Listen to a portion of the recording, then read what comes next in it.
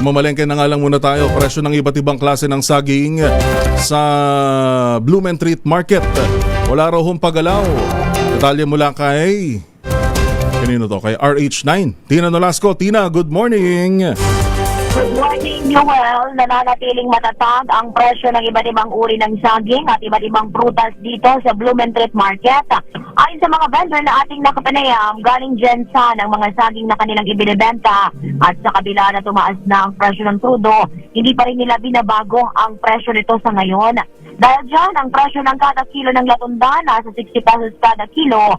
Kung harap naman o kung ang hahanap naman ay mas mura, pero kailangan agad itong kainin dahil medyo lamog na, mabibili ng 20 pesos kada tumpok.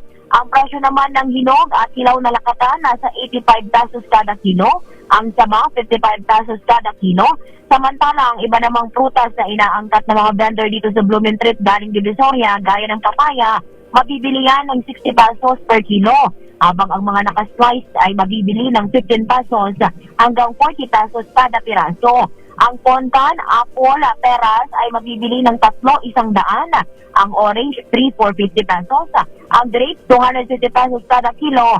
Habang ang lemon ay mabibili ng 25 pesos kada peraso. Ito, si RH9, Tina Nolasco para sa DZRH. Una sa Pilipinas, una sa Pilipino. Thank you, RH9, Tina Nolasco.